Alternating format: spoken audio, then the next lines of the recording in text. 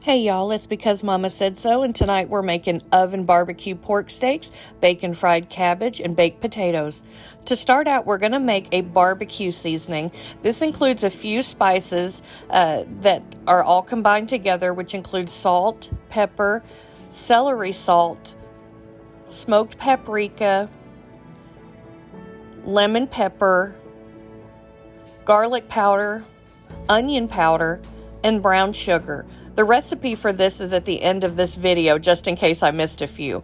But this is put together, and I usually just throw it all in a little Tupperware container and give it a shake.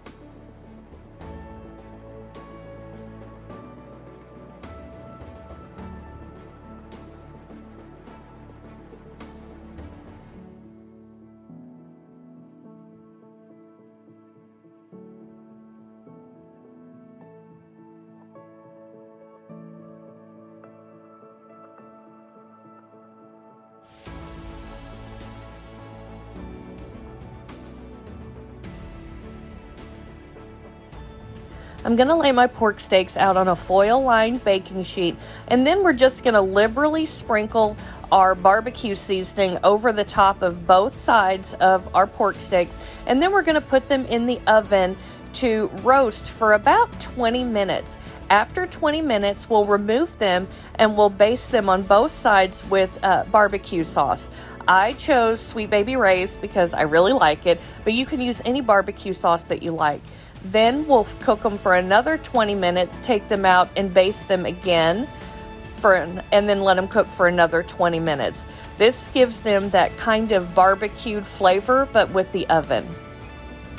Now we're going to do our baked potatoes, and we're going to put those in some olive oil, and then we're going to liberally salt them.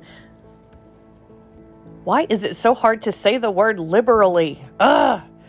Anyway, then we're going to put them in the oven with our pork steaks, so they'll cook at the same temperature. I'm going to pierce them with a knife to let some of the steam out, and we're going to have them in the oven for about an hour, which will cook alongside our pork steaks.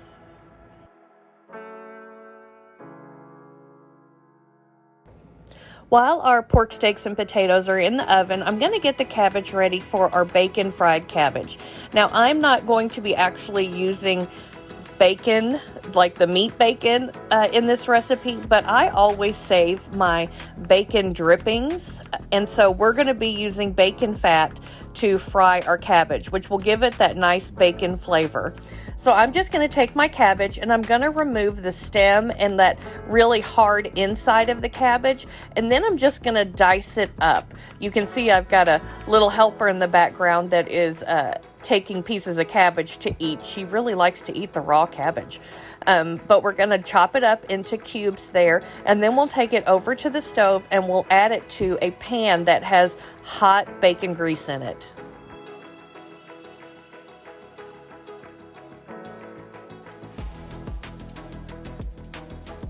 I'm adding about 3 tablespoons of my bacon fat to the bottom of my pan, and we're going to let that get all nice and melted and hot before we add our cabbage. Again, you can see my little helper showing off her cabbage leaves she's gnawing on. She's so sweet. But once that bacon fat is nice and hot, we're going to throw all of our cabbage into it, and we're going to toss it to coat it in that bacon fat. Then I like to add the leftover barbecue seasoning that we used on the pork steaks. There's always a little bit left over, and it's usually about 2 or 3 tablespoons. And I like to add that to the pot as well because it has such awesome flavor.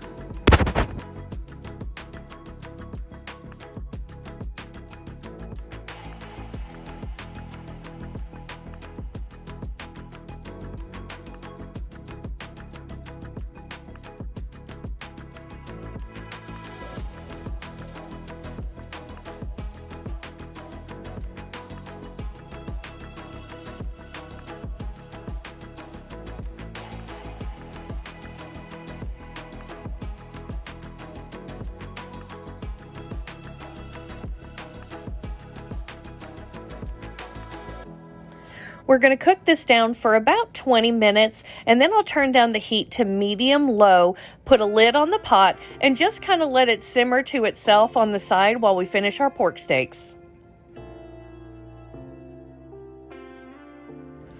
After the first 20 minutes of our pork steaks roasting in the oven, we're going to pull them out, and I'm going to liberally cover them with some of our barbecue sauce and brush that on, flip them, and then brush barbecue sauce on the other side. Then they'll go back in the oven for another 20 minutes before we repeat this process.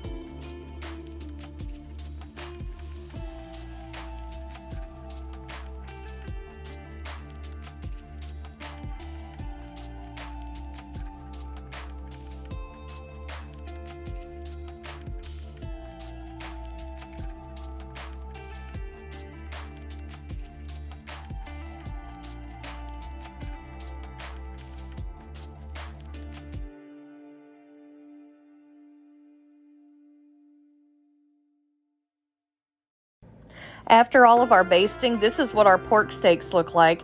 In the end, this is what my plate of oven barbecued pork steaks, bacon fried cabbage, and baked potatoes looked like. This was so awesome, and it was really easy to assemble. The recipe's at the end, as always. I would love for you to like, share, subscribe, and comment. Remember, take care of yourself, your precious cargo. Why? Because Mama said so.